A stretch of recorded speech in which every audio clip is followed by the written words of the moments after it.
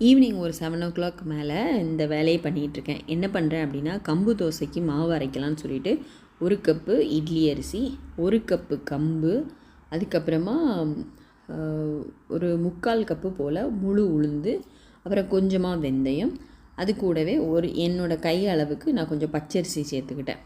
இது அவ்வளோத்தையுமே கொஞ்சம் தண்ணி ஊற்றி நல்லா அலசி எடுத்துகிட்டு, நல்ல தண்ணி ஊற்றி அப்படியே ஊற வச்சிடலாம். ஒரு நைட்டு ஃபுல்லாகவே அது ஊறட்டும்னு சொல்லி அப்படியே வச்சிட்டேன். அதுக்கப்புறமா காலையில் லஞ்ச் பாக்ஸு கொடுத்து விட்டுறதுக்காக ஒரு டிஃபன் பாக்ஸு ரெடி பண்ணிடலான்னு சொல்லிவிட்டு புட்டு மாவு, கொஞ்சம் பச்சரிசி மாவு, உப்பு, அப்புறம் கொஞ்சம் தண்ணி சேர்த்துட்டு கொழுக்கட்டை மாதிரி அவிச்சிடலான்னு சொல்லிவிட்டு வேக வைக்கிறதுக்காக எடுத்து வச்சிட்ருக்கேன். ஏன்னா காலையில் 2 டிஃபன் பாக்ஸும் ரெடி பண்ணும்போது ரொம்ப லேட் ஆகுது. ஏன்னா அதுக்கப்புறமா 2 ஆள் கிளம்பணும். அப்போ அவங்களுக்கும் சாப்பாடு ப்ரிப்பேர் பண்ண வேண்டியது இருக்குங்கிறதுனால ஃபஸ்ட்டு ஏர்லியாக போகிறவங்களுக்காக இப்போவே கொஞ்சம் செஞ்சு ப்ரிப்பேர் பண்ணி வச்சிட்டோம்னா கொஞ்சம் ஈஸியாக இருக்குங்கிறதுனால கொழுக்கட்டையாக வேக வச்சு எடுத்துகிட்ருக்கேன். இதோட ரிசல்ட் ரொம்ப பேடாக இருந்தது. ஏன்னா சாப்பிடும்போது பசங்களுக்கு கொஞ்சம் ஹார்டாக இருந்ததுன்னு சொன்னாங்க. இதுக்கு பெட்ரு புட்டாகவே அவிச்சு கொடுத்துருந்துருக்கலாம்னா அதுக்கப்புறம் தான் நான் லேட்டராக யோசித்தேன். அதுக்கப்புறமா நைட்டு சாப்பிட்றதுக்கு சோறு, தயிர், அப்பளம் இப்படியே வச்சு சிம்பிளாக இன்றைக்கி முடிச்சிட்டேன். ஏன்னா நான் இன்றைக்கி குழம்பு எதுவுமே மதியானம் போல் வைக்கலை. சிக்கன் கிரேவி இருந்தது பழசு, அதை வச்சு இது பண்ணதுனால நைட்டுக்கு தயிர் வச்சு கொடுக்குற மாதிரி இருந்தது.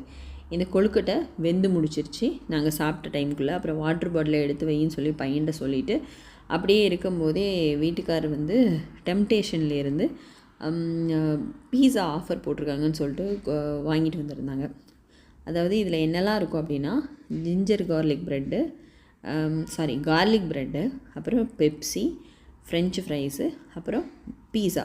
அது நம்ம எந்த ஃப்ளேவர்னாலும் நம்ம சூஸ் பண்ணிக்கலாம். மினி பீஸா 2 இதையெல்லாம் சேர்த்துட்டு ஒரு 49 dirhams போல் ஆச்சு.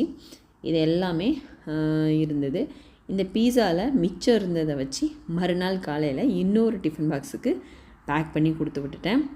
இந்த கொழுக்கட்டையை நான் இப்படி கொடுத்துருக்கேன். அதாவது வாழைப்பழம் கட்டிங் போட்டுட்டு சீனி போட்டு இன்னொரு பாக்ஸுக்கு பீஸாவையும் வச்சு ஒரு ஆளை அனுப்பிச்சி விட்டாச்சு. இன்னொரு ஆளுக்கு பீஸா இல்லை, காலியாக போச்சு.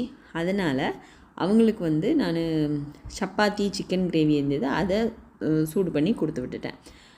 கொஞ்ச நாளாகவே சளி பிடிச்சிருக்குங்கிறதுனால நான் பசங்களுக்கு பால் டீ இப்போ கொடுக்குறதில்ல. அதனால் பிளாக் டீயில் பனங்கற்கண்டு போட்டு அதை நல்லா இது பண்ணி பசங்களுக்கு காலையில் குடிக்கிறதுக்கு அதை தான் கொடுத்துட்ருக்கேன். இந்த கொழுக்கட்டைக்கு பச்சரிசி மாவு மட்டும் யூஸ் பண்ணியிருந்தால் கூட நல்லா சாஃப்டாக இருந்திருக்கும். இது புட்டு மாவையும் சேர்த்து மிக்ஸ் பண்ணதுனால கொஞ்சம் ஹார்டாக இருந்தது.